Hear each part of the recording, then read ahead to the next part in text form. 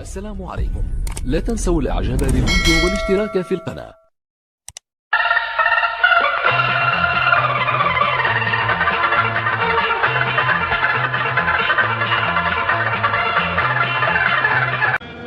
سيد رئيس الجامعة الافريقية لكرة القدم السيد موتسيبي مرفوقا بوزير الشباب والرياضة السيد شقيق موسى. شكرا هشام. رئيس الجامعة نعود من جديد مشاهدينا الكرام الى كازابلانكا الى مركب محمد الخامس لمتابعه مراسم التتويج باللقب الحادي عشر لريال مدريد افريقيا. نادي الاهلي موتسيبي رئيس الاتحاد الافريقي يتقدم كل المسؤولين الحاضرين في هذه العرس في هذا العرس الكروي النهائي بين الاهلي والوداد. And also the president of the Royal Moroccan النادي Federation الاهلي ليست اول مره يقتنص اللقب الافريقي الغالي من خارج الديار. هذا هو الاهلي العملاق زعيم القاره الافريقيه. الكل في انتظار هذه المراسم. حسام غالي من الجانب المصري كبعثه الى جانب محمود الخطيب رئيس النادي اللي كان موجود في المنصه الشرفيه. هذا هو موتسيبي رئيس الاتحاد الافريقي لكره القدم الجنوب افريقي. حسام غالي كابتن فريق الاهلي السابق والنادي الاهلي. سيداتي سادتي الميداليات امامنا. مراسم تتويج دوري ابطال توتال انرجي 2022 الاهلي المصري بطل افريقيا 2023. رئيس اتحاد افريقيا لكرة القدم الدكتور باتريس موتسيبي. باتريك موتسيبي يبدا بحاكمين طاقم التحكيم الاثيوبي بقياده باملاك تسيما وإيزا حكم المباراه. على الحكام باملاك تسيما وكامل ريتار الاثيوبي المرافق له في هذه المباراه النهائيه. 2022 final. حضور طبعا لفوزي لكجا رئيس الاتحاد او الجامعه الملكيه المغربيه لكره القدم. اكيد يوم ليك ويوم عليك ومش كل يوم معاك. الوداد تمتع بالكاس الاخيره. الان يعود الاهلي. سيداتي سادتي الان مع تسليم ميداليات الفضيه للفريق. الميداليات الفضيه ستسلم لفريق الوداد المغربي 2023.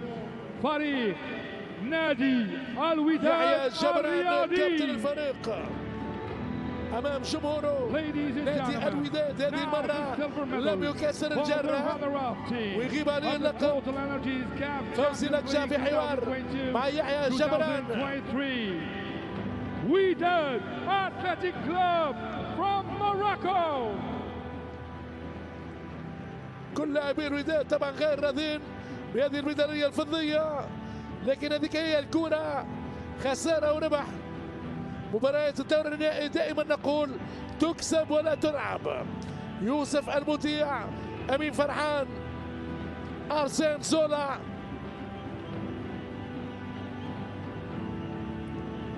محمد ونجم، كل اللاعبين الوداديين.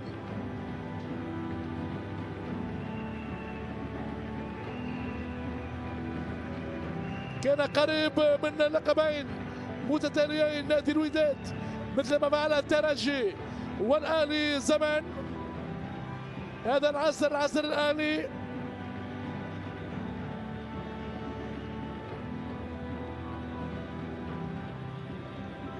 سفين فان بروك البلجيكي فعل كل ما بيسعي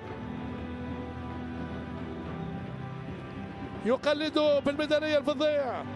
فوزي لكجا. سيداتي سادتي مع الان سيداتي انساتي سادتي اللحظات التاريخيه. استلام لاعبين النادي الاهلي للميداليه الذهبيه.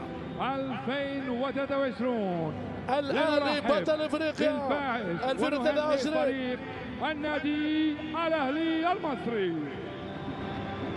إذا أمامنا نجوم النادي الأهلي ياسر إبراهيم والبقية محمد هاني 2023 علي معلول ملك العلوم صاحب الاسيست في ركنية الدور النهائي.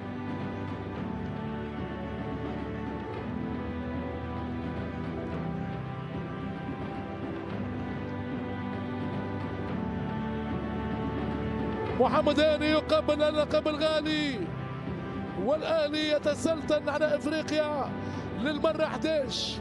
ارقام ما فماش، ارقام تليق بسلطان بحاكم حكام الكرة الافريقية بدون منازع. النادي الاهلي بعبع القارة السمراء. محمود كهرباء مجدي أفشة والبقية في انتظار رفع الكأس الغالية، الكأس الافريقية.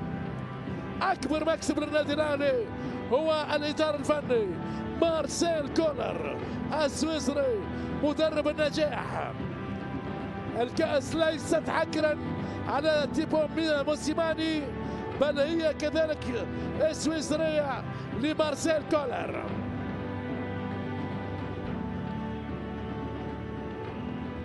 حسام غالي وأن اللاعبين نيابة عن محمود الخطيب موتسيبي يهاني محمد شناوي. الشناوي 34 عام يلعب للأهلي منذ 2016، كان يلعب لبتروجيت لحرس الحدود طلائع الجيش. بدايته كانت مع النادي الاهلي في موسم 2007 2008 43 مباراة دولية لحارس منتخب مصر محمد الشناوي.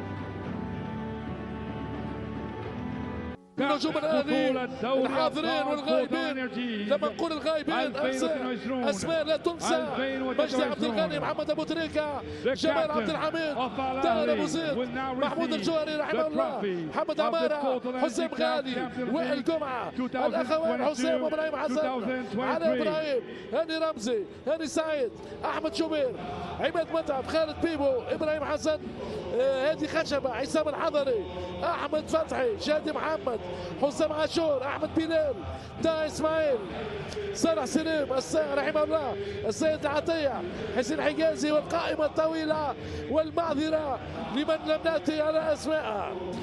122 لقب في خزينه عالميه للنادي الاهلي، 29 لقب خارجي، 93 لقب مصري.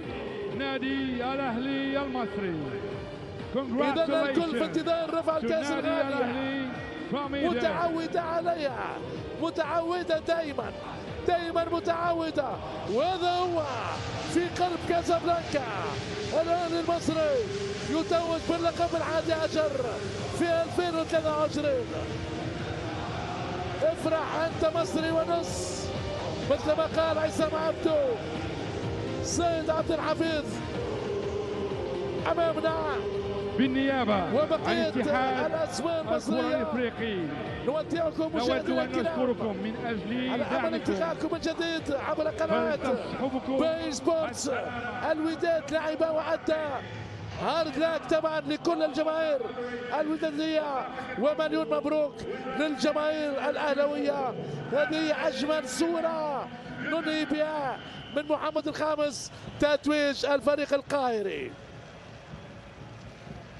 بعد طبعا الدولة الشرفية.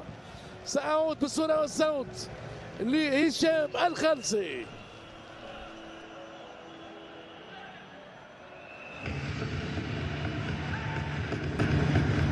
مرة أخرى مبروك للأهلي، ألف مبروك للأهلي، ألف مبروك لهؤلاء الأبطال وإدارة الأهلي، وطبعا وأنه الأهلي كمان يشتغل على المستقبل. شاهدنا حسام غالي في مكان محمود الخطيب، يعني وأنه هذا الجيل الصاعد من الإداريين ومن المسؤولين، هذا شيء ممتاز بالنسبة للأهلي. نعم.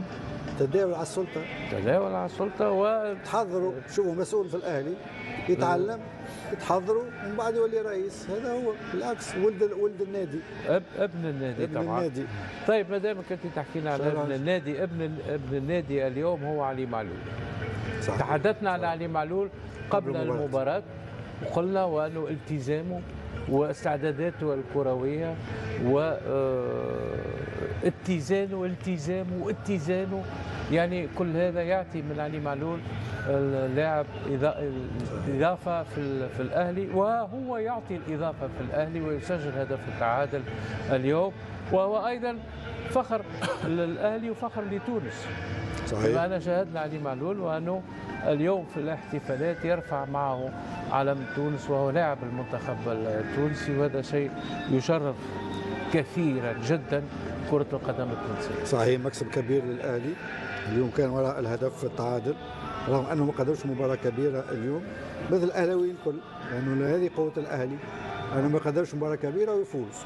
ما هو النهائي لا يلعب. هذا الأهلي نهائي لا يلعب، هذا الأهلي نهائي يفوز. صحيح. فينال يكسب ولا يلعب، يكسب ولا يلعب، يكسب ولا يلعب. بس عايز اقول لك حاجه يا هشام على بخصوص المباراه، يعني المباراه دي من اقل المباريات النهائيه اللي اتلعبت من الفريقين بصراحه، ولكن الاهلي قدر ان هو ياخد اللي هو عايزه من المباراه. الوداد تعامل بشكل سيء جدا بعد الهدف.